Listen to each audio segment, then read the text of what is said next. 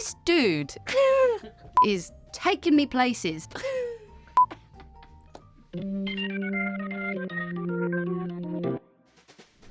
Hello, I'm Erin Doherty, narrator of Another Life, and these are my audio firsts. First story I remember being read as a child was The Nater Bowls by my dad, kind of in the vein of like the Famous Four and Famous Five and all that kind of stuff. It was about like tree houses and things like that, and I loved it. And then I was obsessed with wanting a tree house. The first sound I hear in the morning is my alarm, which I have set to birds because I can't deal with the like intense alarm situation. So birds, yeah. The first sound that comes to mind when I think of home, a doorbell going, because I used to go and play outside a lot.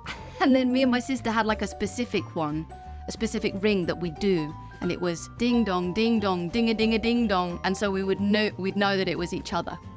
I don't know why we did that, but we did do that.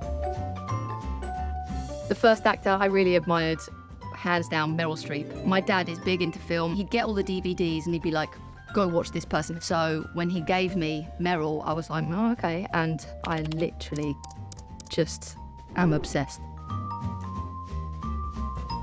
I think the first time I heard my voice back, me and my sister used to do this like drama school thing. They'd film it, and so we'd get to like watch the play. But I remember hearing myself then and being like, that it isn't me. I think the first play we did was Mary Poppins, and I played Jane and my sister played Michael, which is quite funny because she's way more girly than I am.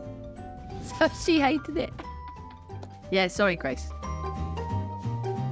My sister would write plays and we would perform them in the living room. So I'd say that's probably the first time I acted. I couldn't tell you what the role was because it wasn't some infamous play, but I think it was well received.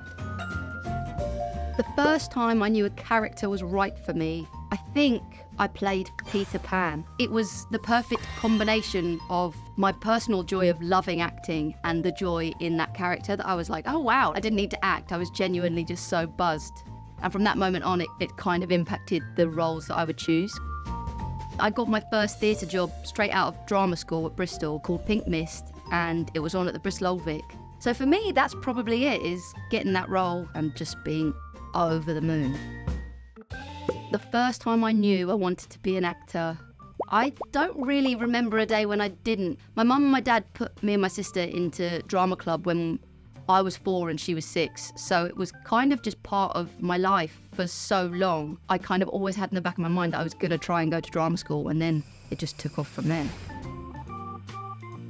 The first audiobook I remember listening to was around my best friend at the time, Amy Smith, wherever you are. Don't know where she is, but hey, we would listen to the Harry Potter audiobooks by Stephen Fry. I just remember being like, this dude is taking me places. I think it still has the same quality. There's something really cozy about it.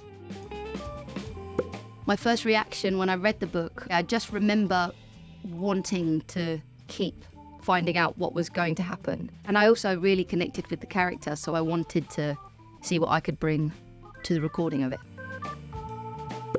The first time I connected with Lucy was upon the first read. Like, she's an actor, some of those stories of audition rooms and directors. It was little things like that I was like, oh, I know this woman, I know her life, I know what she's feeling here, and as I say, I immediately connected to.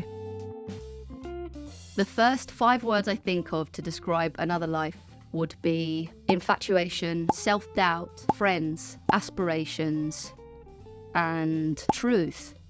I'm going to leave that to you. You read it and you tell me if I got that right.